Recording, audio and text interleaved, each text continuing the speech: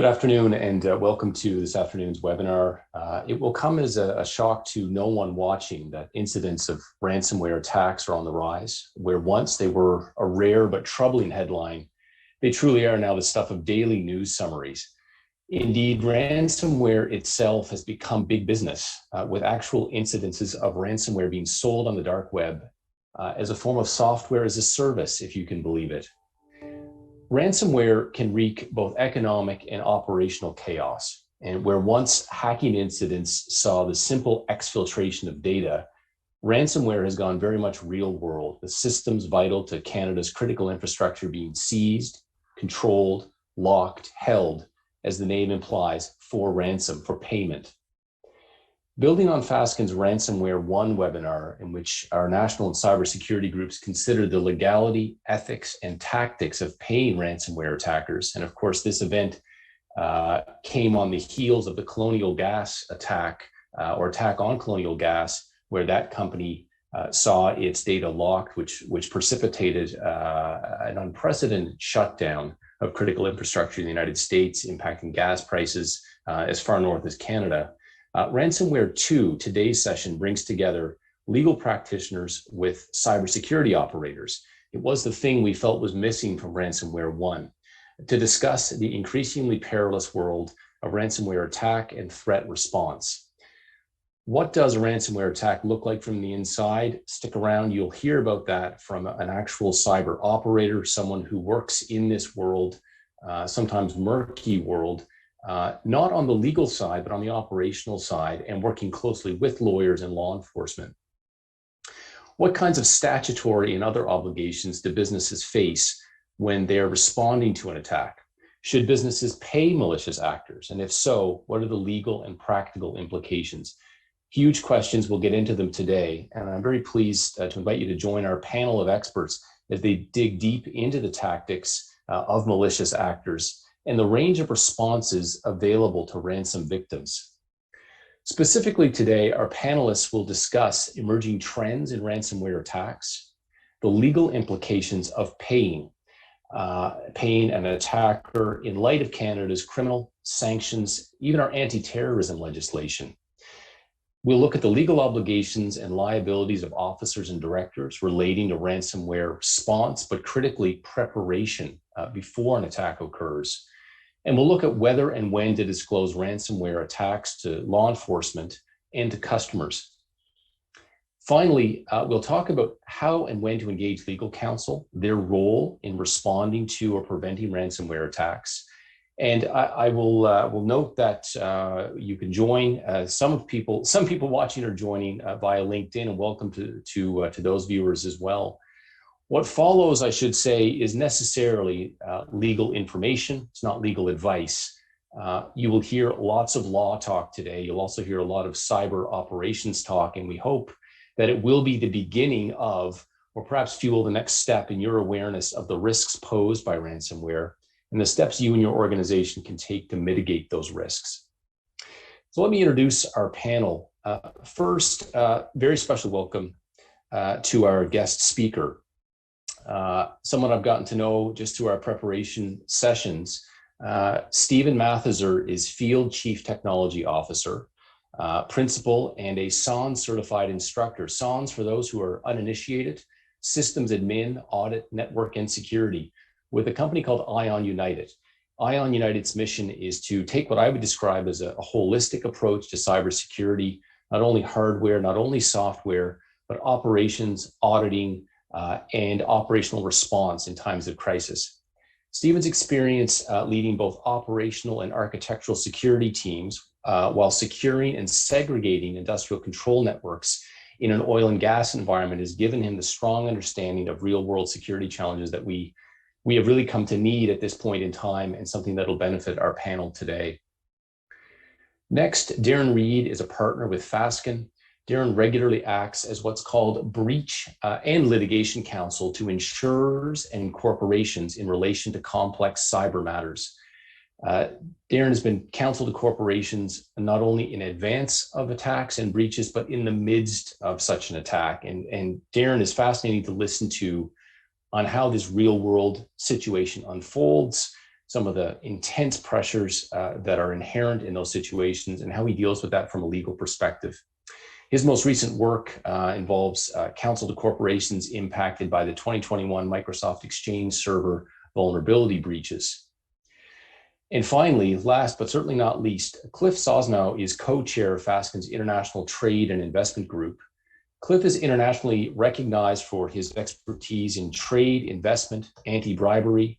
He's known as a strategist and an advocate and is ranked at the highest level of expertise by Canadian international directories. His focus, as I mentioned, is on anti-bribery, import-export licensing compliance, national security reviews, controlled goods, but also, and critical for our purposes today, on sanctions and the series of laws related to what you can do when you are responding to a ransomware scenario. With that, we'll jump in with our panelists. I should let you know that it was interesting and challenging to prepare for this panel because not only were we preparing, I think many of us, as we interact with each other, were learning. Those of us who are lawyers, learning about the operational side, and those of us on the operational side, I'm sure, hearing some challenging things about the law that may or may not be applicable in these scenarios. And that's some of the challenge that we'll bring to the listening audience today. I'm going to go first to Stephen. And Stephen, the idea, of course, is to bring those who are watching and listening today into that experience of a ransomware attack and what it looks like from the inside. And I'll get you to bring us right to the beginning. How does it begin? And by that, I'm going to ask you to describe how do threat actors get into systems, and then how does a ransomware attack begin to unfold? Absolutely. Thanks, Andrew. So attackers, this is true of all kinds of cyber attacks and is not changing very much at all. There are two primary means by which malicious actors gain access to business networks, one of which is simply figuring out usernames and passwords, credentials, whether that's by tricking people into entering them into websites, stealing them from other websites where passwords are reused, or just guessing at common passwords. Anyone with a password of winter 2021 or some variation on that may want to consider changing that password right about now. The other, of course, mechanism that attackers use is phishing. We're all familiar with phishing. Email that may trick you into entering those credentials somewhere, or email that will trick you or send you to a web page that causes your computer to download something and then provide the attacker with that initial foothold. Once they've got that foothold, they're going to typically want to establish a command and control session, or the ability to interact with your computer from wherever in the world they are. At that point, then they want to make that persistent. They want to be there. If you reboot, if you close your web browser, if you close Word or Excel or whatever it is, they want to find some way to remain on your computer through a scheduled task, an installed service, something along those lines. That's the beachhead. From there, it's all about credentials again, usernames and passwords, trying to get administrator credentials on your computer, get more privileges there, get more privileges on the network, spread around the network, and look for more information and more access, ideally from an attacker's perspective, gaining full control over your environment, domain admin, if you will, in a Windows environment. Then it gets a little more interesting. The attackers today especially are going to be looking for things like your ability to pay. How much money do you have? They will look at financials. Heck, they will look to see if they can find a check image and an image of a signature and just go from there. But how much are you willing to pay for ransomware? What's your most sensitive systems? What are your most sensitive data? Can that be copied or exfiltrated, stolen? They'll also delete backups. So they'll steal as much data as they can, delete backups as best they can, and then again, ideally for them, encrypt or deploy ransomware to your whole environment at once. So it will happen very, very quickly. Beyond that, what does it look like from the individual's perspective? It depends on the precise scenario, but either somebody gets woken up on a Friday night, Saturday night, comes in on a weekend, or that first person Monday morning, because ransomware never happens, at noon on a Monday. It happens sometime between Friday night and Sunday night when nobody's looking. We're coming up on Christmas. Every single year there's incidents right around Christmas or right after. So that first person's going to come in. Maybe they can't log in at all. Maybe they can't access applications. They can't access data. They can't do their job. Maybe they will see, if individual workstations are impacted, they'll see messages speaking about ransomware, right in their face. But it might be cloud systems. We're seeing a lot more ransomware just in the cloud, and it might just be that you have no access to your data or your applications. In a worst case scenario, it's phone calls from the press, from customers, from anybody, from the public in general, because you've been made famous, essentially. Somebody has said, hey, look what we did, especially those high value targets. Look who we broke into and what we stole. And that's probably the worst case scenario. And of course, the last thing it looks like when that Monday morning is panic. Everyone's running around trying to figure out what to do. Obviously, it depends on how prepared you are for such an eventuality. But there's certainly a degree of panic, which we can talk about further. But at that point, the deed is done. It's time to take a step back and assess and figure out what you're going to do from that point. So, Stephen, I made the claim in my intro that this is becoming more prevalent. That's an impression that I take from headlines, from client interaction, and just a general sense that I'm hearing a lot more about this. In ION's experience, are you seeing more people suffering ransomware attacks? And I guess I want you to unpack your answer in two ways. Are there more attacks in total, or are more people reaching out for help when an attack occurs and actually talking about it publicly, including through the press? And I'll add to that one other component, which is the financial impact. The financial impact is absolutely growing. I think you can believe the statistics to the degree that you're willing to believe statistics, but the numbers I'm hearing are around $20 billion in costs worldwide in ransomware in 2021, round number. We're seeing between 50% and 30% of organizations impacted, but we're trending towards the larger organizations. So there might be a few fewer companies impacted, but they're bigger for greater dollar value as well. So it's a little bit hard to put a finger on pure incidences or dollars or impact. But what we can say without a doubt is that there is more ransomware these days than ever before. So talk to me about how long a threat actor may be present in a network before they actually take a step and do something. And what is the purpose of dwelling in a network like that? They'll be there as long as they need to be. It depends a little bit on the security maturity, if you will, of the target organization. One of the favorite targets of attackers are those organizations that tend to have money, but maybe money that is not being spent on cybersecurity. So you think of education and healthcare and government, where there are relatively large budgets somewhere in the background, but that money is not being spent on cybersecurity. So those organizations are great targets for the attackers. And I'm sorry, Andrew, I forgot the first part of the question. I went off on a bit of a tangent there. Tangents are fine. The question is, how long do people tend to, and I think the term is dwell in a network, and the purpose of simply lurking rather than taking action. Right. So in those kinds of organizations, that's why I went there, is there is less capability, less security maturity, less ability to detect the attackers, and therefore they're more likely to remain longer. One of the things we've seen, though, directly as a result of ransomware is attackers are actually not in environments as long, because their goal is to let you know that they're there so they can get paid, right? We used to hear that attackers could be in your network for 400, 500 days before you would know about it. And that does still happen in some cases. but that number is much closer to 50 to 75 days.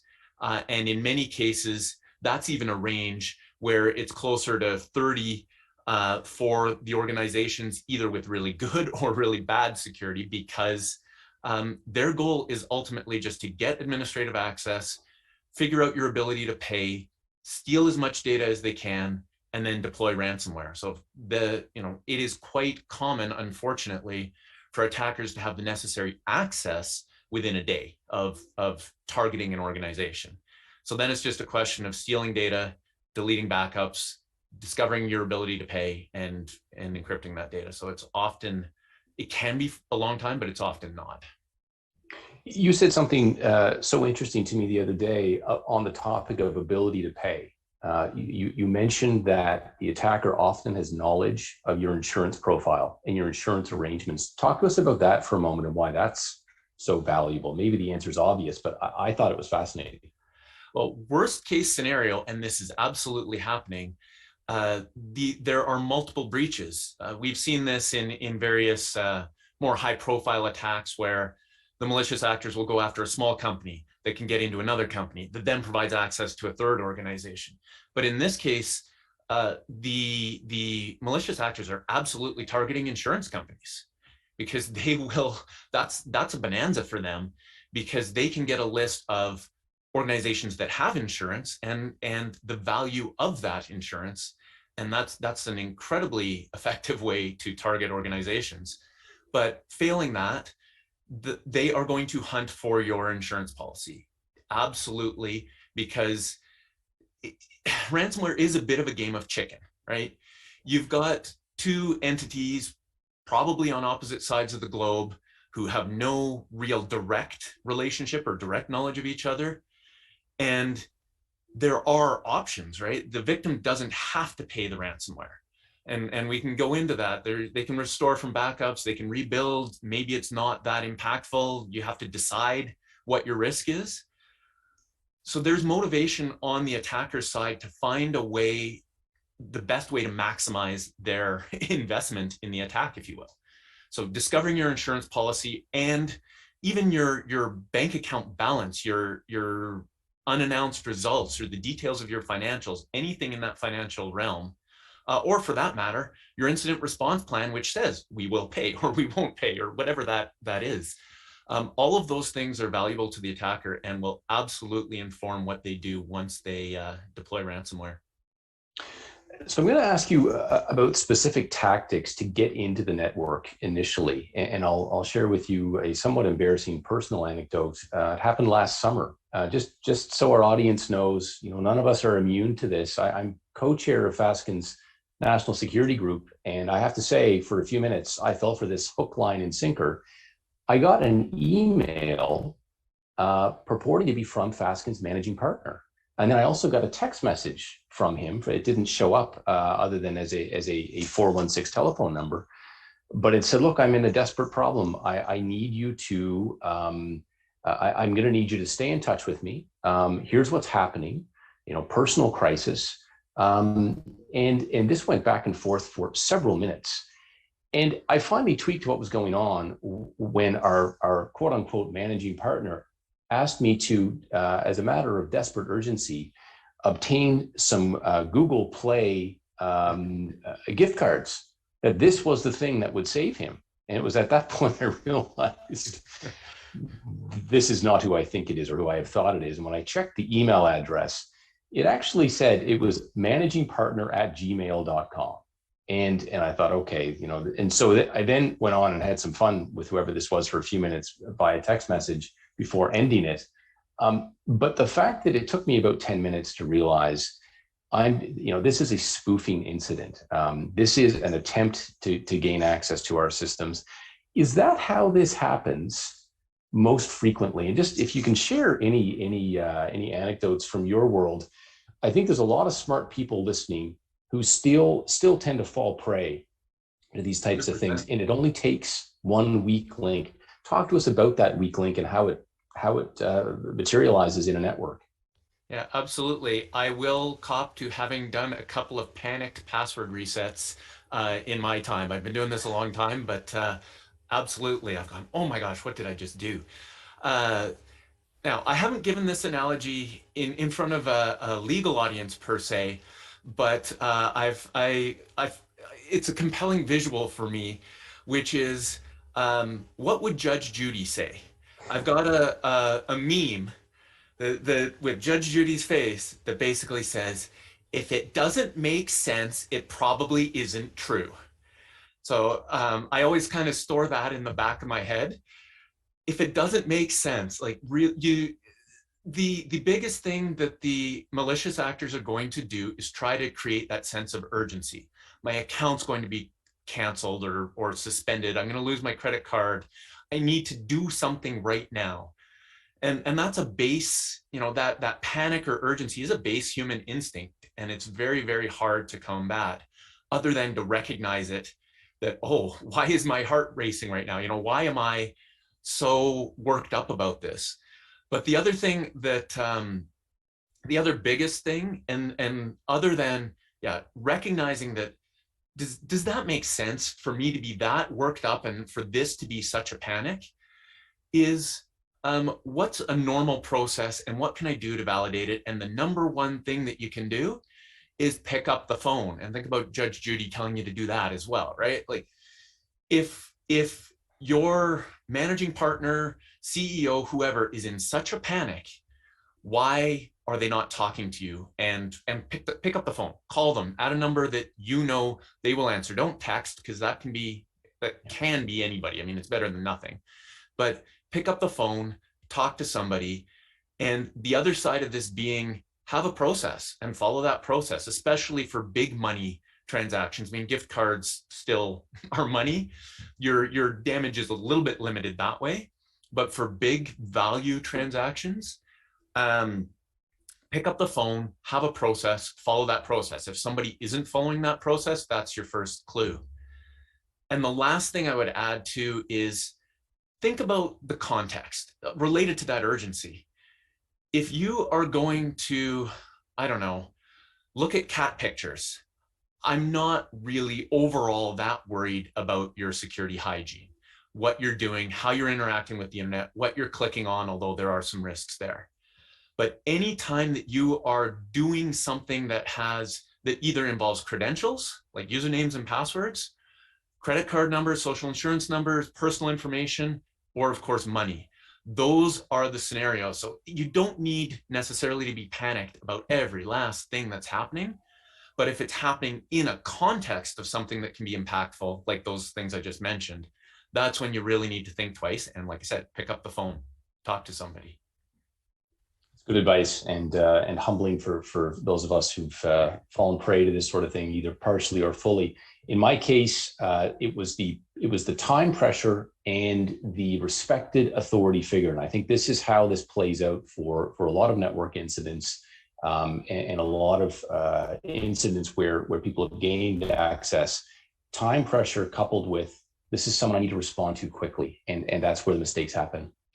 One other thing I Thank wanted you. to add there, Andrew, sorry. Yeah, please go ahead. It is also very, very common. I didn't talk about this off the top, but I talked about how breaches are chained together. It is very likely today, in today's world, that email will be from a legitimate account, maybe even part of a legitimate conversation. In other words, the person that you are having an email exchange with today, they got compromised. Their email account is compromised.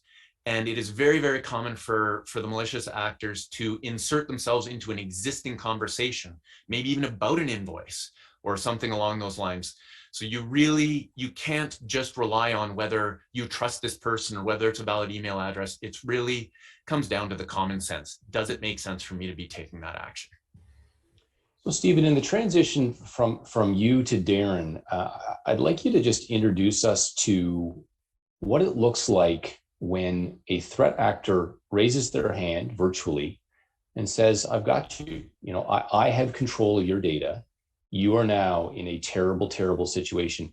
How does that conversation open? What's the most common, or perhaps if you want to treat us to a story of an uncommon mode of communication? You realize you've been hacked. You realize it's probably ransomware. How do you get told what the ransom demand is? Usually it's going to be either something literally on your screen. There's a few options, something literally on your screen, or a file alongside the file that you can't access. So for example, there'll be a message.txt, message.html, or variations on that theme next to a file you can't access. Sometimes, and it's often multiple means, by this point, they know your organization. So you may be getting emails, targeted people within the organization may be getting emails. Those that are potentially more likely to, at least in the attacker's eyes, more malleable, right? More likely to respond in the way that they want. Invariably, there is a power dynamic, right? The attacker, whether it's true or not, they're going to assume that they have the power, right? They have you over a barrel, and they're going to be nice. They're going to be polite, at least at first, but it's absolutely going to be from that point of power. Because for them, this is a business. They're just out there to make money. And if they can do it amicably, they'll do it amicably. They have, help desks, they have support lines, they have all of this infrastructure. Because of course, if they have a reputation of not supporting you, then no one's going to pay them, right? But it'll probably be an email to targeted people, as well as just those files that are left on your hard drive. That's how you will find out. And we've seen, they can be. This is a smaller scale, but they can be very targeted. We had a customer where literally they phoned up and said, "Hi, this is Microsoft support. We see you've got ransomware," and they did. "Can we help you with that?"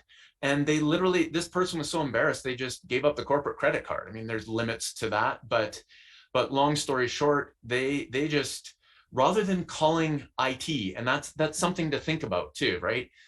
If there's widespread outages, then obviously IT is going to know. But if there's not, then very often it takes a minute to get to IT, and you don't necessarily have a full understanding of the impact. And sometimes people act a little bit rashly. But the thing to really understand is this is pure profit. The attackers are going to be very discriminating, as we talked about. They'll know what they think you can afford. And they will try to pull the heartstrings, if you will. They'll apply pressure however they can. That is where this whole copying or stealing of data started, right? They will know your secrets, whatever those are. None of this I don't believe it's been publicly verified, but when Sony was breached many years ago, there were all kinds of allegations about misogyny, misappropriation of funds, people playing favorites to get promoted, all of those kinds of things. And those levers, again, in a nice way, will all come into play. It's part of the same con, right? I guess it's not a con at that point, but raise that level of anxiety, raise that level of urgency, make you want to just make it end. And I think the biggest thing is, at this point, a couple of quick points are, don't react immediately. You may not even want to acknowledge that that you've been compromised, right? Certainly, any response potentially starts a clock ticking. The biggest goal, at least in those initial stages, is buy time. Keep the attacker happy enough. It's just like watching a kidnapping on TV, right?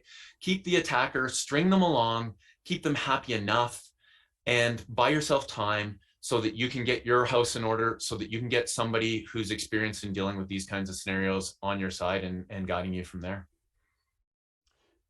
Stephen, fascinating, frightening, but also super interesting. And this, is our hope is to provide just some practical advice on what it is you can do in those early minutes. Darren Reed, you've lived through this with clients. Talk to us about that first phone call. Does it usually happen in the middle of the night?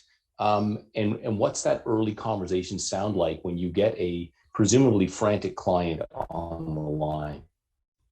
Sure. Thanks, Andrew. So, yeah, from my perspective, there's two ways that these files come inbound. One is either the client has contacted their insurer, and the insurer has reached out to us as panel counsel or the client contacts us directly. And Stephen's exactly right.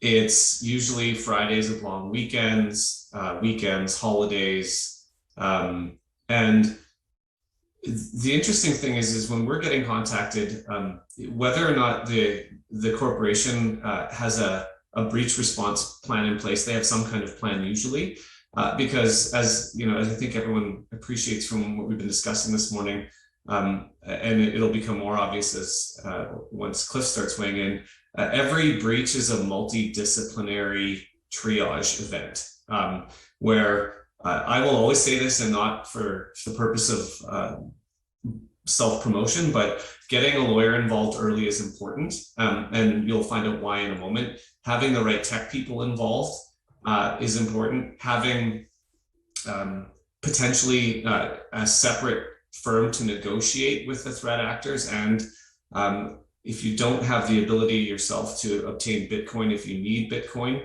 or some other token to pay a ransom, if you do make that decision, and that's a difficult call, as we'll see. And so usually it's a very hurried, put together conference call or video meeting with the C-suite of the corporation and anybody else who's been retained prior to me coming in. So whether it's Stephen or internal IT, and it's because it's usually just been discovered or it's so recent, the full impact of the event isn't known when I first get involved. And it really is assisting the client to put all of the pieces in play and to try to engage service providers and potentially make claims of privilege. I mean, just to give the audience a bit more of a sense of what I do, I am primarily a disputes lawyer who does cybersecurity work. And so I approach the breaches from like you said, the sort of breach coach approach with enterprise risk management in mind. And I usually work side by side with a privacy law lawyer and someone like Cliff to cover the privacy and quasi-criminal aspect of things. So Darren, I'm just trying to think this through from the perspective of a victim, because I think it's fair to say, you know, when you're in that position, you have well and truly been victimized. What are your options? And I'll list ones that come to mind for me, and I'll just test these against your experience and knowledge in a simplistic fashion. As I calculate them, you can pay, you can refuse to pay, and in both scenarios, you'd probably want to begin mitigating whatever losses you're facing. What would you say about those options? Are they the totality of the options? Is that the only choice, pay or not pay? And how do people work this through, sometimes in the middle of the night under horrifying pressure? So you're not wrong about the simplistic decisions that need to be made, and those are the hardest, I think. From a legal perspective, I view my role as ensuring that the client gets the right advice from the right places. So the pay not pay and mitigation piece, first there's the technical side of it, which is, do we understand what part of our systems have been compromised? How much data has been exfiltrated? You know, where are we at? It's I think in one of our calls, I said it's almost like someone coming into an emergency room with a gunshot wound. You're trying to decide and figure out very quickly what's harmed and what's not, and what you need to kind of keep the system alive. And sometimes that takes a lot of time, and sometimes it takes more time than the threat actors are willing to provide before they start taking action. So often, and I know Stephen can weigh in on this as well, what will happen is there'll be the system lockup. Everyone gets mobilized on the corporate side, but then the threat actor will start sending proof of life. So they'll say, here's some of the data we have stolen. If you don't pay within this time, we will then upload it to this site and it will become public. And here's how much other data we say we have. And if you don't pay, then we'll start just uploading all of it, or we'll do this or that. And so there is an extortion aspect to many ransomware events. And sometimes and Stephen, I suspect you've had experience with this. Sometimes it's a bit of, like you said, a game of chicken where the threat actors may only have a small amount of data, but they bluff and say they have much more to try and speed things up or get more money or that sort of thing. And so from a legal perspective, of course, what we very quickly try to put in play is making sure the right technical support is there, getting the information from people like Stephen so that I can then relay information to Cliff or Pat McCann at our firm and say, here's what we know. Can you please start giving us an assessment as to whether or not, if a ransom is in fact going to be paid, is this going to be an illegal act? So that, because what we never do is recommend a pay or not pay. We can certainly say don't pay if we know it's an illegal act, because we can't counsel an offense. But at the end of the day, if it's inconclusive or clear that it's likely to not be illegal, then it's a business decision on the part of the client who has to weigh the risks. And that's down to the organization. And so I hope I've answered your question. You have, and I just want to go back to something that Stephen said for a minute. He used the expression con artist, and then he corrected himself and said, of course, often now it's not a con, it's illegal, but they do have your data. How do you know, and I'll throw this open to Darren or Stephen, we talked previously about digital forensics. What is so important about knowing where you stand? And maybe the question presupposes an answer. Have you seen examples of companies that paid or seriously considered paying before obtaining that proof of life you talked about, and before figuring out digitally the full extent of what had been exfiltrated? The first part of your proposition, no, I have not. The second part, yes, and here's why. Because sometimes it takes months to figure out what exactly happened and the full extent. It depends on the depths of the systems and the number of servers involved and where they are and the type of event that occurs. And I think I'll let Stephen weigh in on that as well. And I know Cliff has some experience in how long it takes as well. So often you have to take almost the triage snapshot as quickly as you can get it. And you're making very tough decisions based on that. And, you know, in my experience, though, that the organization has a sense of it, because if everything is not working, like I've seen companies reduced to Stone Age operations, like literally going to paper because nothing works.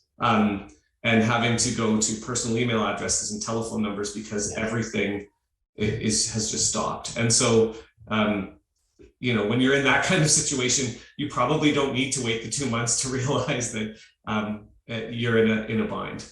Yeah. I'd agree with all of what Darren just said. I mean, sometimes it's really obvious, especially for companies that make their living in the real world, if you will. You know, Colonial Pipeline being a prime example. Anyone in manufacturing, anyone in critical infrastructure. But sometimes it is your data. And then it's a question of how you value that data. Is it embarrassing to me personally, to me as a company? Is it going to, you know, is it true intellectual property that will cost me, you know, have a real financial impact? All of those things weigh on the decision. And you will never have enough details fast enough, a good enough understanding of what has actually happened fast enough. It just isn't possible. The best you can do is an approximation. Take a stab at it, get a feeling for it. You can do some research on the specific threat actor and what their tactics and techniques are and what their success rate has been in the past, those kinds of things. But it's all, you know, it comes down to a business risk decision. What is your tolerance? What do you think your risk is? And what's the impact going to be? And the one thing I would add kind of in all of this, everything we've talked about, is the preparation. If you are waking up on a Saturday night or whatever it is, and you've never given this sort of scenario any thought, you are going to have a much, much worse month than if you had taken the time to plan. And I mean, I can go on forever about planning, but just the simple things like run a scenario. Is your bias to pay or not to pay? You may not know the exact answer, but you may have some ideas. What are some steps that you will take based on certain criteria, period? You know, if we've got malware spreading in the network, we're going to turn off the internet, just as an example. The more decisions you can make up front, the less arguing you're going to have in the situation room, or whatever you want to call it, in the moment when nobody is thinking clearly. So that preparation is massively, massively important. Anything you can predetermine, pre-decide, even if it's a halfway kind of, or a, you know, a decision tree that you've got laid out that you can walk through, anything you can do in advance is going to help. And one thing, last thing that Darren mentioned, is communication. Something that enables you to communicate without the attacker seeing you communicate. You know, we often talk to our clients about have a single account in Office 365 that's completely independent of your company, and buy some more licenses when you need them. There you've got, you know, you've got Teams, you've got screen sharing, you've got file sharing, you've got note taking, you've got email, and blah, blah, blah, right? Just completely disconnected from your company so you can function, because if you can't function, you're not going to make any progress against the bad guys. So we're going to come back to preparation, because I think it is the one thing I think we'd like to leave with people today is don't let this happen to you. Be prepared and be someone who's capable of being proactive about this in the middle of the night on a Friday. These things tend to happen. But before we get there, we've been dancing around this question of paying or not paying. And I used the term victim a few minutes ago because, you know, legitimately you have suffered a crime, you've suffered at the hands of criminals. And so it's really painful to turn and face the reality that in paying a ransom, you may enter into criminality yourself. And I stress may, because this is a very complex area, and it's why we've asked Cliff Sosno to be here today. And Cliff is actually going to give us a bit of a primer and set the table, and also provide his comments on how you do this analysis, how you even begin to do this analysis. And Cliff, I'd just like to throw it over to you now to talk to us about the law of Canada, however you choose to organize that, dealing with payment to threat actors in a ransomware scenario. Just unmute myself. A small question. I'm going to be looking at it. I mean, look, there's a variety of ways of looking at this. I will not be looking at the privacy piece.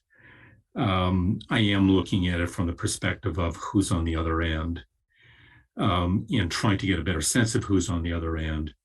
And does that implicate Canadian criminal or quasi-criminal law? And what I'm talking about here are sanctions laws, anti-terrorism laws, criminal laws, because there's no one law that will say, thou shalt not make ever a ransom payment. But there are layers upon layers of laws that say, if you are going to make a ransomware payment, and typically the recipient isn't another jurisdiction, you need to have some idea of where it's going or who it's going to. Because if you don't pay any attention and you don't care to pay any attention, you could be attracting sanctions liability, criminal law liability, anti-terrorism liability, and we'll get into what those penalties are. Why are we even having this conversation? Why am I being brought into this conversation? Is because some very, very high profile ransomware attacks over, let's say, the past 6 years have all come from or originated in sanctioned countries. And the first one back in 2013 was CryptoLocker, and that came from Russian cyber criminals. Well, Russia's a sanctioned country. And then in 2015, there was the SamSam attack, which hacked, for example, the University of Calgary, but literally hundreds of businesses in Canada, the United States, Australia. And SamSam came from Iran, and Iranian cyber criminals. Well, Iran is a sanctioned country. And then in 2017, there was the WannaCry ransomware attack, and that originated in North Korea. Well, North Korea is a sanctioned country. And so all of these, all of a sudden, raise the question, why do I care that they're coming from sanctioned countries? What does it mean to me in terms of my thinking? Do I even make a payment or do I not make a payment? Canada does have 21 countries on its list of sanctioned countries. And within that 21 country list, there's two very clear prohibitions.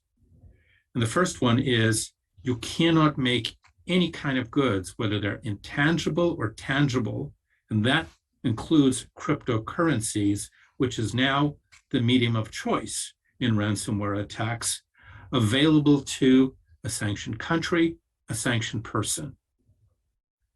And the second major prohibition is you cannot acquire any kind of financial service to make that transfer. And so that would call wallet providers or virtual exchange currency payment providers. You can't use them to pay a sanctioned person. And there are some sanctions that say it doesn't even matter who the recipient is. If it's destined for a sanctioned jurisdiction, like North Korea, like the Crimean region of Russia, you've hit a brick wall and you're going to be in violation of the sanctions laws. Now, layered on top of that are anti-terrorism laws. And they're basically to the same effect. There's a suppression of terrorism regulations. There's regulations regarding Taliban and Al-Qaeda. And all of them have, to the same extent, you cannot make cryptocurrencies or other kind of properties or any kind of funds, whether they're fiat, traditional dollars, or cryptocurrency, knowing that they will be used in whole or in part by any of these terrorist groups. And then another layer on top of that is the actual criminal code. And that says you cannot provide any property. And that includes, of course, financial property, so cryptocurrencies, again, knowing that it will be for the benefit of criminal code identified terrorist groups. And as I say, there's literally thousands of these. They're either companies or they're individuals. And so if I compress all of these layers, what's my headline? Well, there is a very, very dense and complicated web, I would say, of laws that say you cannot make any kind of cryptocurrency payments or use a third-party financial service provider like a virtual exchange or wallet address holder, knowing that it's going to benefit in whole or in part a sanctioned person, a terrorist entity. Because if you do otherwise, you could be in violation of very, very significant penalties. They can include incarceration of up to 10 years. And if it's an indictable offense, fines literally without any limit at the complete discretion of the court. And we can get into how do you avoid that. The key trigger here is knowingly. But at this stage of the game, knowingly implies I can't just put my hand over my eyes and say, it's just too hard. I can't do it. I have to make the payment right away. And this is where Stephen came in, and this is where Darren came in. You need to do some thinking about what it is, stepping back to say, I've done what's reasonable to respond to that. I'm not knowingly making the payment. Because enforcement authorities, if it ever comes to that, and RCMP come knocking on the door and do that audit investigation, one of the first things they'll be asking is, what did you do to try to identify who the recipient was? Why don't I just stop there, Andrew? So, Cliff, this is, I will say for the benefit of our audience, almost all of my conversations with Cliff Sosno in private or in fora like this are both terribly enlightening and usually frightening. And Cliff, I mean that in the best possible way.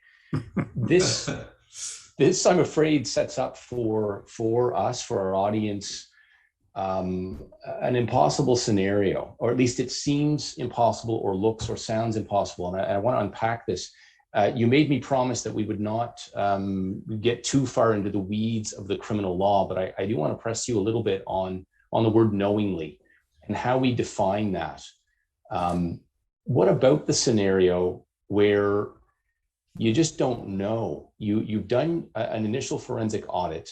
You think you know that the source of the ransomware attack is outside Canada. You can't really pinpoint with any precision a location. And you are, for instance, the CEO of a natural gas company, and it's the dead of winter in Canada, and you realize that your system shutdown in the middle of the night on a weekend cannot persist. You need to restart, and yet there are a multiplicity of reasons why you can't or you feel you shouldn't. And so payment becomes your number one option. Talk to us about the due diligence required to figure out who you're dealing with. And I realize it's a terribly complex question, and your best effort will have to be good enough for today. I know it's an ongoing discussion. Yeah, well, look, knowingly simply means, well, it's not simple, but if we can use it for purposes of headlines, you've done whatever reasonable due diligence you can in the circumstances. You've taken steps to try to identify, and we'll talk about what some of those steps could be. Who's on the other end? Or you don't even want to look at it because I just don't want to know. And if you say, I just don't want to know, all of a sudden you raise the inference of, in law, it's called willful blindness. It's, I just don't want to open up my eyes, because if I open up my eyes, I might not like what I see, and it creates all kinds of difficulty for me. And in law, there's no difference really between the willful blindness and knowing that there is a bad actor at the other end of the line. And so how do we address the issue of knowingly? Well, the reality is, you're right, it is a complex issue. But part of the way of doing it is there's always some level of due diligence that can be done, no matter how tight the timeline is. There's always. And reality is, you're right. You're never going to be able to determine from the address that you have who exactly is on the other end. But the law is expecting a company that's been hacked to do some kind of information gathering. And so what is sorry? What? I was just going to chime in on that point briefly, if that's okay, Cliff. Absolutely. Because that's exactly right. So from the perspective that I've had, you're trying to get as much information from Stephen, or let's call it the person who's in Stephen's role, or the company in Stephen's role, within the time frame that has been allotted by the threat actors, or you're negotiating for more time. And I think I'll touch on this in a few minutes, but you're sometimes using negotiators who are interfacing directly with the threat actors, and they're trying to get information from them. And then you take as much as you can get and you feed it up to Cliff or a lawyer who has the role that Cliff takes, and then they have to do an assessment, usually in a very short period of time, to check and make sure there's no sanctions hits, and do an assessment. So go ahead, Cliff. I just wanted to chime in because it's it's nice to be validated by someone like you, Darren. So that's thank you. The reality is that you should have some kind of a response plan in your mind as to what's happening, because there's a lot of emotion involved, and there's a lot of anxiety involved, and people start to panic. And so if you have that response plan that removes the panic element and enables you to respond in some kind of a rational fashion. And so what does that response look like in terms of due diligence? Well, the first is have Stephen or somebody like Stephen on speed dial and start doing some internal investigation to see if you can identify the IP address. And the first thing that you want to find out is that IP address in a sanctioned jurisdiction? And so Stephen may have geolocation tools that can help make that assessment. And you may not be able to get that right away, but you may be able to get that right away. And then the second is you want to speak to, if you're dealing with a particular third-party virtual currency payment provider who's acting as the intermediary, the one who's given out the private key to access the Bitcoin wallet. You may be able to ask them, where is this coming from? Do you have the identity of the individual? Can you tell us where the request is being, where it's originating from, where it's being broadcast from? Do you have their IP address? Do you have their email address? Can you share it with us? And I will tell you that if they are not responsive or refuse to answer, that's a red flag for you in terms of your calculation. Do I pay? Do I not pay? But they may be able to provide that information immediately to you. And that should be able to tell you whether you're dealing with a sanctioned jurisdiction. It's not perfect, but it may buy you some time and may give you an ability to make an assessment, and also may, if you itemize everything and document everything, say, I'm doing the due diligence. I'm not knowingly walking into something where I'm paying the threat actor immediately. The third is that the US government, to the point, Andrew, that you made at the beginning of this conversation that Stephen was mentioning, is really taking the lead on this. 5 years ago, 3 years ago, 5 years ago, they wouldn't have done this. Well, 3 years ago, they did start to do it. What they're actually doing is linking IP addresses with sanctioned individuals. Now, Canada has its own list, but in many ways, it's very similar.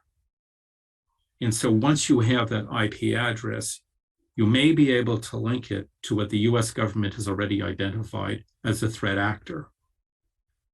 And even if your IP address is not the exact same, well, maybe it shares the same wallet.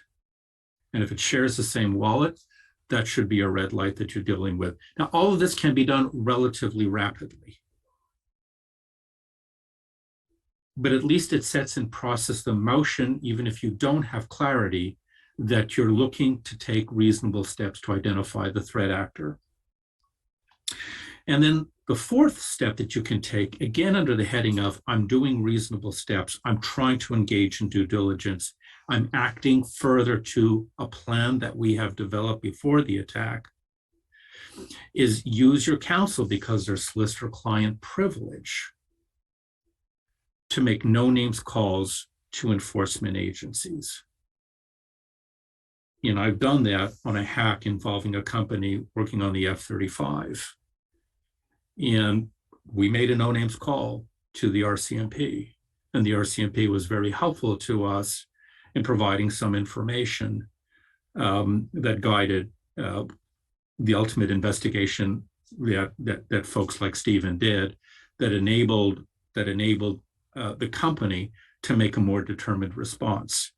And so that's a real quick, I wouldn't say it happens right away, but it's a relatively quick response that you can get. As Stephen said, you need to buy time. I will go back, though, to your scenario, Andrew, where the world is falling apart. And there's going to be significant collateral damage. So, for example, somebody hacks the water level sensors of a dam. And if payment is not made right away, there could be significant loss of life. To me, that's a duress payment. To me, that's not a conscious decision where I'm going to be paying somebody or I'm refusing to engage in willful blindness. To me, the circumstances are, I need to respond, and I need to respond right away, because if I don't, people will die. And I can document that, and I can document that very well. But I will say at that point, you have an enormous obligation to determine, well, who did I just pay the money to? And then we can talk about the whole issue as we get further into this about do I voluntarily disclose or not? I will say one last thing that we talked about this at the very beginning. Insurers have a sanctions and criminal obligation as well. And that is they cannot facilitate the transaction.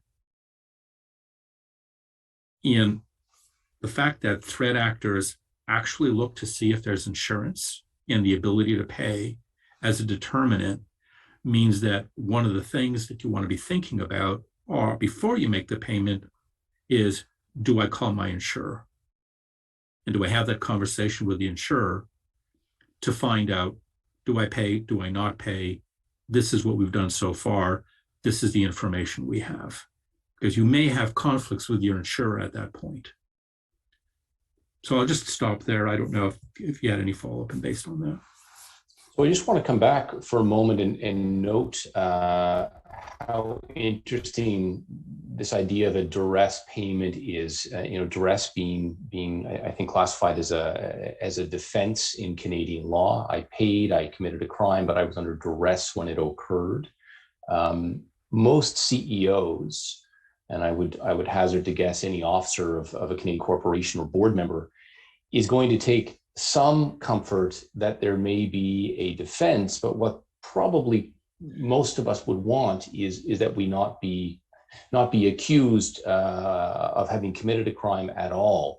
And so I want to come back to this idea or a scenario where it is do or die, and you've given another very relevant example in that supervisory control and data acquisition universe where there are real world impacts in losing control of a data set. And by real world, I use natural gas in the dead of winter in a northern climate. Cliff, your example of a dam that is out of control.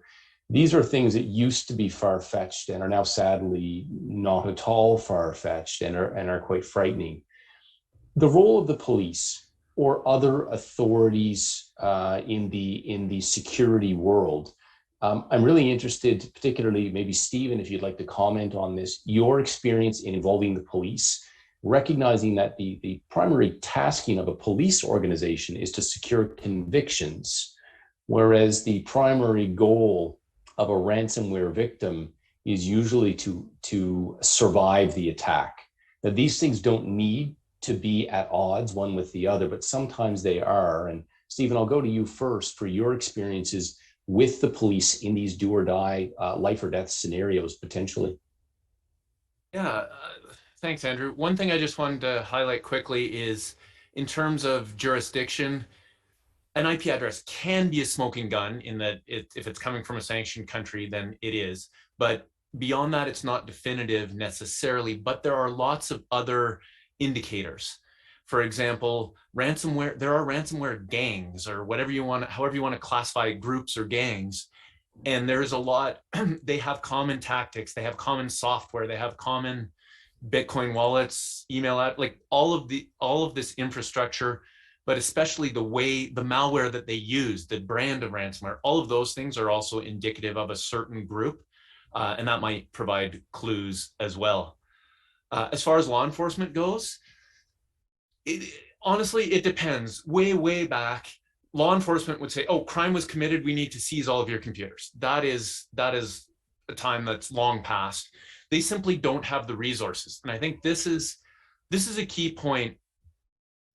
Law enforcement depends on us being the general public or companies out in the market as much as we depend on them. They don't, I'm in Calgary. We have one of the best cyber units in the country. And we work closely with them in a number of situations. They still can't obviously deal with even a fraction of what is going on out there. And they are looking for any opportunity that they have as well. Your goals are compatible. they don't have access to the intelligence. They don't have access to the logs, to the information, anything about these threat actors. They also have the possibility of getting involved in payment processes and negotiations and so on and so forth. We've had a lot of success simply on getting out of our jurisdiction, because you don't, you're almost never dealing with a threat actor in your own jurisdiction. And one thing the law enforcement has at their disposal are relationships with other law enforcement agencies. Even if it's as simple as, we have seen the US, for example, has fairly strong infrastructure. We see a lot of threat actors, maybe erroneously, relying on that infrastructure, whether that's, Amazon, Google, Microsoft, there's a whole bunch of them. And in the US, the law enforcement has a lot of leeway to disrupt that infrastructure. That's how payment was recovered in the Colonial Pipeline case, for example. That's not a guarantee by any stretch, but you're just opening up your toolbox. You're putting more tools in your toolbox by involving law enforcement. You want to have those relationships in advance. You want to know who you're going to talk to, or your legal team would know who you should be talking to, what actions you should be taking before you engage law enforcement. Obviously, you don't want to be acting on their behalf necessarily, but if you do that in advance, that can be valuable to all parties. But the bottom line is it's just additional capability, especially crossing those borders. We've seen them take down sites multiple times, and that in and of itself is a win, and they are happy to help. They want to grow these cyber units in the police force. They want to grow. They know this is coming down the pipe way faster than they can deal with it. They need to justify their own existence in their own organizations, right? That's still a problem for them. So any wins, any opportunity that you can present to them, they're going to be thankful for, and they're going to do everything in their power to help you out. Darren, anything from you on your experience with law enforcement? I suppose I'll confess my bias. There are a variety of people in the government of Canada you can call. Cliff has mentioned the RCMP. Any specific advice based on your experience, good or bad, about who you call in one of those dire scenarios? It's interesting because the timing of contacting law enforcement is truly a judgment call, and it's not always the first call you make. It's usually a call that is eventually made, but it doesn't necessarily have to be. And that's the first thing to understand, is that absent some kind of particular circumstance, there's no absolute obligation to contact law enforcement. Now, however, some public companies, because of whether it's securities laws or their own internal operation, will do so as a matter of course. And in interacting with law enforcement, the interesting thing from my perspective has always been, my experience has been exactly what Stephen has said, which is there isn't sort of a rush in to take things over in the sense that you might, the sort of typical arrival at the crime scene, so to speak. It's more, we're here to help. How can we assist?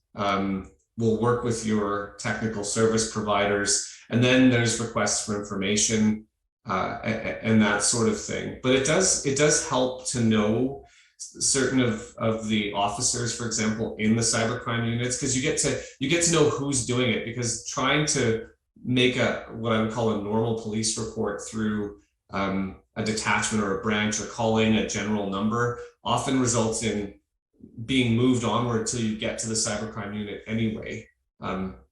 So it's been an interesting experience. I have had one matter where the threat actor turned out to be internal to the organization, and the police were able to get search warrants and actually arrest the person who was exfiltrating the data. So that was a unique circumstance, because often you're not dealing with people who are on the ground within the company. So we've got a number of questions from audience members. We're going to finish with your rapid fire suggestions on preparation and advanced planning. But I'd like to tackle some of these questions because they really are, I think, quite good. Some of these are just things that we all think about, but maybe are afraid to ask. And I'm glad people have asked this. Is there room to negotiate a payment, or is the ask because of that power imbalance that Stephen talked about? And Darren, maybe first to you and then to Stephen, what room is there to negotiate? It is a negotiation. It depends on the circumstances, and something we haven't really touched on, but often there are organizations that specialize in negotiating with the threat actors and who have access to Bitcoin and all that sort of thing. Stephen may actually have done something like that, or someone from ION may have as well. But often it is a negotiation. There will be an initial ask. There are sometimes some pressure points that the negotiators can use, either from a technical perspective or a reputational perspective, to in essence grind down the ransom request to a more reasonable sum. And the interesting thing from my perspective is that some of the larger organizations do rely on the success of the tools they provide when ransoms are paid to try and get ransom payments. So those, there will be, if you do Google searches on the internet, you can find statistics of, organization A's success rate on payment is this, organization B's is this, and that sort of thing. So I'll turn it over to Stephen because I see him nodding.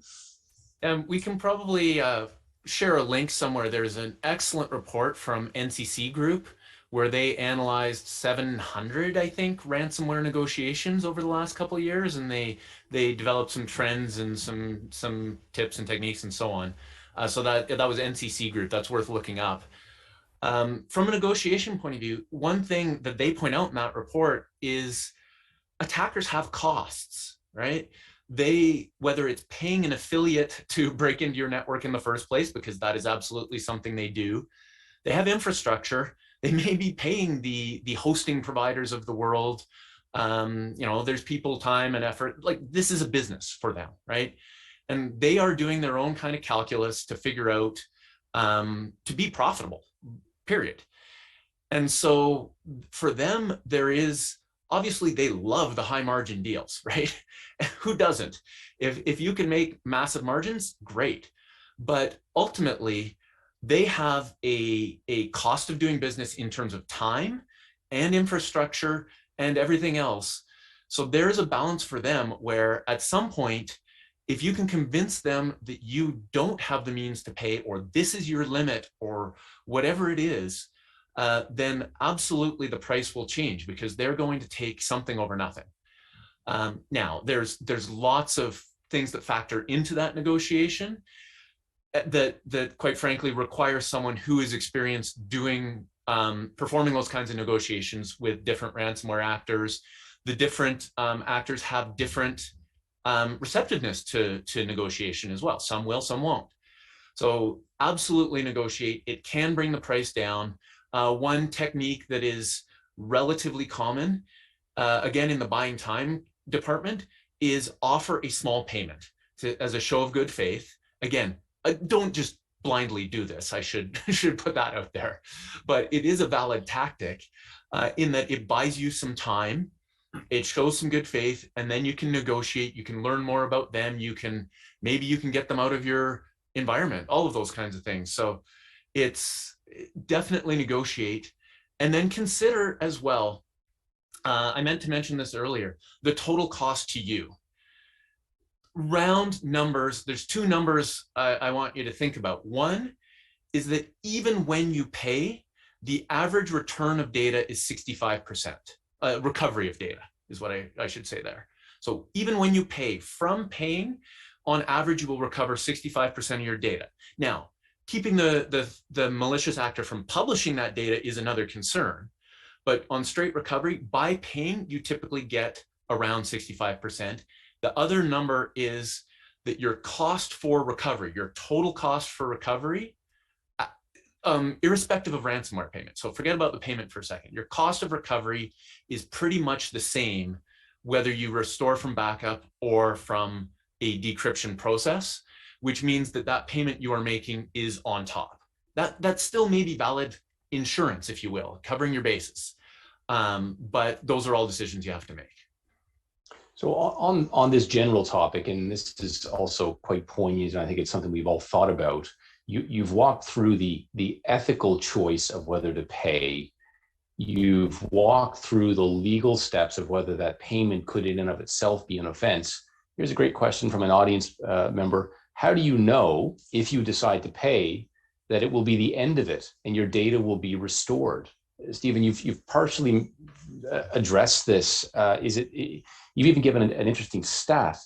Darren, you mentioned to me at one point that the way this works in the criminal marketplace is that if people pay, it is a bargain, and there is I suppose, a marketplace pressure to release and restore the data. How far do we take that theory? That's a little bit of a perverse theory, but it is interesting to consider. And I'm sure Stephen can weigh in on this as well, but the interesting piece of it is you are dealing with criminals. And there is, the reputational piece that I mentioned a few minutes ago is that it depends how important the reputation is to them. And, you may pay a ransom and it may not result in anything, in the sense that you may get decryptor keys for your data that don't work. You may be then attacked by the same organization. They may have lied to you and may still release your data. These are all things that they're just real risks. And so there's, the pressure that the decision makers and the corporations are under in these moments is immense, because they are trying to thread through the legal advice provided to make a decision about first, whether or not to pay, and second, whether payment is going to amount to anything, and to be able to justify the decision after the fact if it goes badly. And I view my own role as one of providing that lay of the land from an eyes wide open perspective, so that the decision can be made. But it's not an easy one. I'd have to say enforcement authorities generally take the view that you shouldn't pay, because the more you pay, the more you establish yourself as one willing to pay. From my perspective, sooner or later, you're going to hit a threat actor to whom payment is a violation of either the criminal law or the anti-terrorism law or the sanctions laws. And so part of the factoring in to if you do make that payment, and it turns out that there is a threat actor on the other end, a bad person, a bad apple, then you're going to have a much harder time dealing with enforcement authorities regarding that continual policy of paying. Even if you do get whatever your data is that's been unlocked, you all of a sudden become an easier target the next time around, especially if you don't have a response plan that talks about how do we deal with payments, do we pay, do we not pay, and under what circumstances will we pay. I just add two quick points. One, remember, we're dealing with franchises, for lack of a better term, or different organizations working cooperatively. One of them gets initial access. The other, there's many. They'll broker, they'll launder cash or Bitcoin, and they'll collect ransom and so on. But the point is, somebody got in originally. They may not be the people you're paying. They may still have access. That's number one. Or the ransomware actor may still have, anybody may still have access. So it's hugely important to convince yourself somehow that you know what the initial point of entry was, so it's not reused immediately. That's my first concern, is that you close the barn door in the very, very short term. And then as Darren and Cliff said, yeah, you do paint a target on your back if you become known for paying and you don't improve your security while you're at it, right? I mean, in a greater good conversation, I think everybody would prefer that nobody pays, right? If we're talking greater good of society, by not paying, ransomware should go away. But when you are that individual business, small or big, where it's costing you we have a customer, their number is $10 million an hour that they're not operating. That puts for them a pretty large ransomware payment in scope. They may choose not to pay it. There's lots of other factors. But when you're losing $10 million an hour that you are not operating, there is some calculus to be done there. There are risks on all sides and so on, but sometimes it does just become that fail-safe. So yeah, we'd rather you didn't. And definitely, we do recommend for anyone who's dealt with ransomware to do a post, well, not even post, but part of the process needs to be a compromise assessment. How did you get compromised in the first place, and how do you make sure it doesn't happen again? Andrew, these issues are exactly why a lot of jurisdictions in the world the governments are trying to deal with whether or not to simply outlaw ransomware payments. And it'll be interesting to see. I'm personally curious because there are reasons for both sides, and there will be an economic impact if an absolute prohibition comes into play. There will be a period where businesses could suffer and critical infrastructure could suffer some catastrophic losses in order to comply with any prohibition. So it's an interesting time. I will say that I've noticed some questions on enforcement, and we've talked about this before. The truth of the matter is enforcement authorities are catching up to the technology. As I mentioned at the beginning of my chat, 5 years ago, yeah, there were ransomware attacks, but we're talking about 2013, almost 8 years ago, when the first modern ransomware attack occurred with any kind of international presence to it. Speed forward 7 years, law enforcement authorities are just now realizing the gravity and the scope of the issues and recognizing that we're on that slope of increase. And they have some catching up to do. So I wouldn't work on the proposition that, well, there hasn't been a whole lot of enforcement action. I'm not aware of a lot of enforcement action. I'm not. And I will say I suspect that most ransomware payments do not get reported. But enforcement authorities more and more are sending out messaging not to do this. Because what you're doing is you are, as somebody in the chat room mentioned, and I think that's right, you do not know what that money is going to be going for. Is it be going for trafficking, for drug use, for undermining national security, for undermining Canadian foreign policy?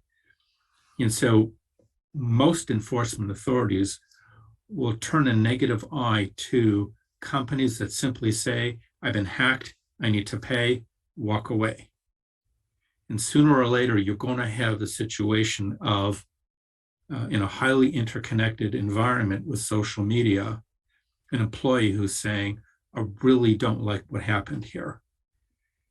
And they will make a phone call to enforcement authorities. And then, frankly, all hell breaks loose. And so this is... Sorry, go on. I'll let you finish, Cliff, please. So I'm not aware right now. And yes, it does take a lot of resources. But I have to tell you, enforcement authorities right now are at that point of saying, this is really reaching out, this is keeping us up at night level. Yeah. And so when we talk about resources are typically met to the value proposition. It's very, very valuable, essential. You spend a lot of resources. And governments are now ramping up that resource play as it applies to ransomware attacks. I was just going to say that this debate, which is terribly important and we are not going to solve today, is very similar to the kidnapping debate. And you know what you've all been saying in the last few minutes about law enforcement agencies really strongly preferring you not do this, which of course will filter up as policy advice to the political class and to legislatures and those who sit in legislatures. But it really poses quite a terrible problem if there is a law that says thou shalt not pay ransoms in a ransomware scenario. It does tend to run contrary to what the Obama administration did on kidnapping, which was to say, I think I'm doing justice to this, the United States of America will not pay ransoms, but it's not a crime if a family or in our scenario, a corporation pays. And this is going to be, I think, a fascinating policy debate that will inevitably become a legal debate, and all of it is underpinned by a terrible choice that individuals have to make. I'd like in the 5 minutes remaining to us to talk about, what proactively can corporations do, and in that context, what are the obligations, if any, of officers and directors as they turn to the corporation and say, are we ready? What does readiness look like? And Darren, I'll get you to speak first, and then Stephen and Cliff, I may give you the final word if that's okay. Sure. I guess first of all, there are clear paths to potential liability for directors and officers of a corporation in the event of some kind of harm suffered by the company by virtue of a cyber breach. And if you do some reading, that to my knowledge, there hasn't been a court in Canada that has yet found liability of directors and officers due to cyber breaches, but they have in the US, and our corporate laws, like I say, do provide a path for that. And there's, it's rooted in the fiduciary obligations of the directors and officers to the company, and some of the provisions of the various business corporation statutes. So what does that boil down to, though? It boils down to these are, ransomware and cyber attacks are not something that are that should be considered to be rare. It's almost a given that at some point in its lifespan nowadays, an organization is going to suffer some form of cyber breach or a ransomware attack. And so that reality means that the board needs to prepare, and the corporation needs to have adequate systems in place. So there's a whole laundry list of things that can be done, but I think at its heart, it really is anticipating that these things can happen, putting into play appropriately crafted incident response plans, making sure it's discussed at the board level and documented, and having designated committees, action plans, third-party experts lined up, and really having the interface between the IT people within the company to give information to the board so the board understands what information is stored where and how it's used. And I'll just pause for one moment to mention something that's been on my mind since we've been discussing this today, which is corporations in Canada that do business in other jurisdictions need to get legal advice from the jurisdictions they do business in, because paying a ransom here might not be illegal, but it might be illegal if you have a contract in the US. It might be illegal if you have something going on in the European Union. So that's just something I wanted to flag. Yeah, those are all great points. I would echo every one of them. I think I'd add, establish those contacts, the human contacts in advance. That's legal, incident response, like people who specialize in incident response, ransomware, crisis management, cybersecurity, law enforcement, insurance. I should be able to come into your organization and ask you, you just got ransomware, who would you call? And you should be able to name a person, like a true person, phone number, email, like how you would contact those people. Make as many decisions as you can in advance so that you're making them with a cool head, with everyone around the table. So if it's the middle of the night, someone's not there, whatever, you've got an established process, established plan, established decisions at all levels.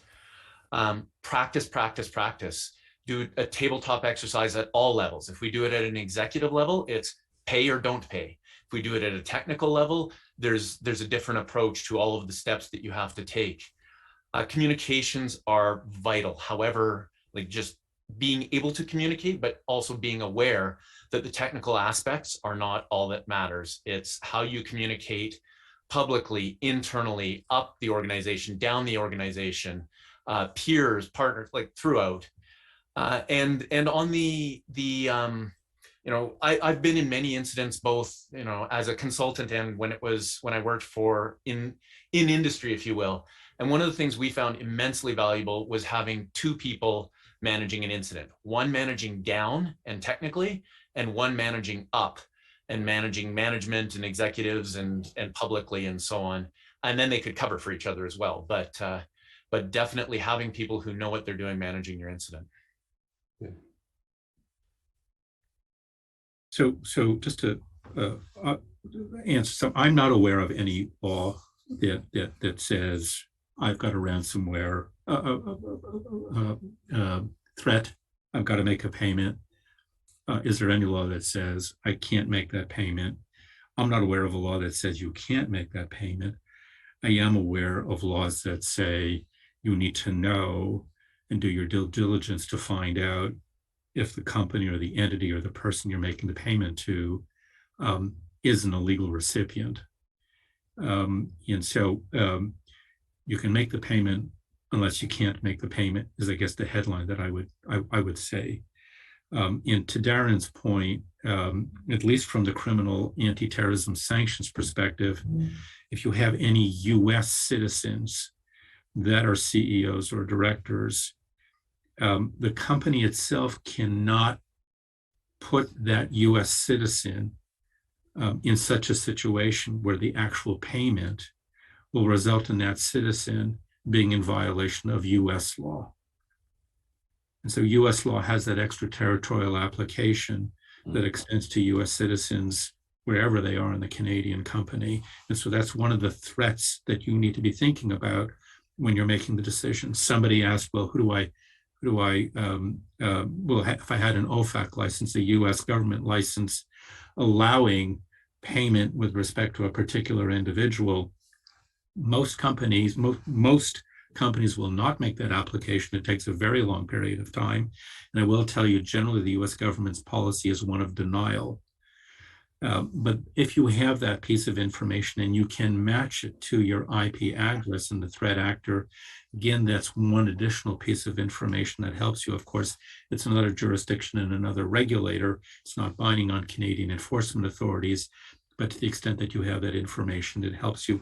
I will say that, riffing off of what Stephen has said, as it applies to sanctions, criminal anti-terrorism compliance, enforcement authorities want to know, and somebody asked about mining companies that are listed in public stock exchanges, it's really important to have high quality protocols, high protocol training, do risk assessment, do testing, and do it on a fairly routine basis to be able to say, I'm doing everything that I possibly can to minimize the risk so that I'm reducing the fact that somebody clicks on that email or opens up that attachment that they shouldn't be opening up that basically opens up the door.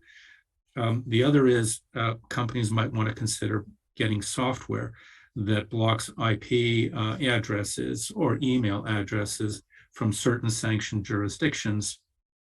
And again, one of the headlines is, it's really, really important to have that response plan. And I would suggest part of that response plan is to contact insurers, to not contact insurers. Where are they within your larger frame of reference in terms of your response? And then finally, somebody did say, well, who do I speak to? Is it IT? Is it director? To the extent that you have a compliance officer, it should be the compliance officer. To the extent that you have a general counsel, it should be the general counsel. To the extent that you don't have that, a chief operating officer. If you don't have that, to your CEO, because this really does need to be moved very quickly to the top. And I would say then it bounces back into the IT professionals. Well, folks, we are at time. In fact, we're a little bit over time. I just want to say a very warm thanks to all of you who've joined us. I apologize. There's a number of really good questions that have been left in the chat. We've, I think, done our level best to group them by theme and answer them both on the criminal side, the technical side, and the readiness side. We can leave you with one thought. It's to be ready. Don't wait for this to happen. Make a plan now. Get the right advice. know who you're going to reach out to, and as Stephen said, on the human side, who are the actual people that you need to contact, and know who those folks are. Thank you again for joining us. I hope this is never something you face, but I also hope that maybe this has been part of preparing you if you do. Thanks very much, and stay safe.